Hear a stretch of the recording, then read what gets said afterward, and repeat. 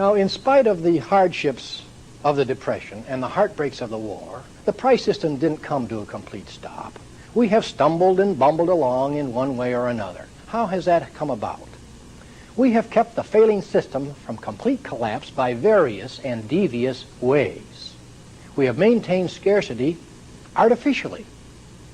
Back in the days of the Depression, when there were so many people without jobs and their families were hungry, we had tremendous surpluses of food stored around the country. Was it given to the people? Oh, no.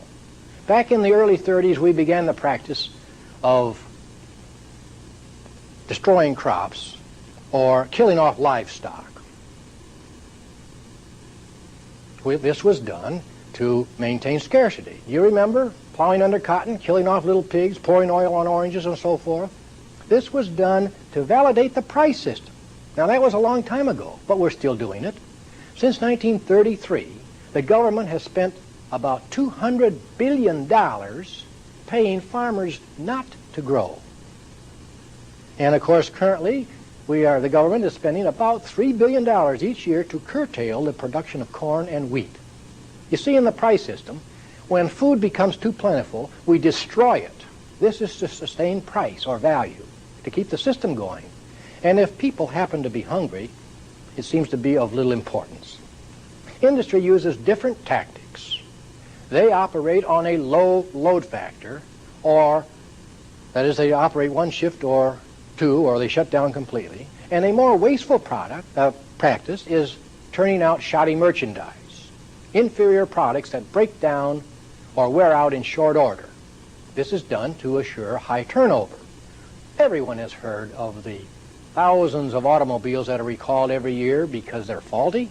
The same thing applies to all other goods: clothing, shoes, houses, appliances, foods, furniture, toys, and so forth. You name it. There are hundreds of thousands of junky price system products turned out every week in order to assure a high turnover for a fast profit. This is the way the system works. Of course, the most destructive and the most heinous of all human activities is the perpetration of war. And we've had 4 hideous wars since the turn of the century. They haven't solved one single problem, either at home or abroad. World Wars I, II, and Korea and Vietnam resulted in the death of thousands of patriotic young Americans and the destruction of millions of tons of irreplaceable resources, but our social problems are still with us.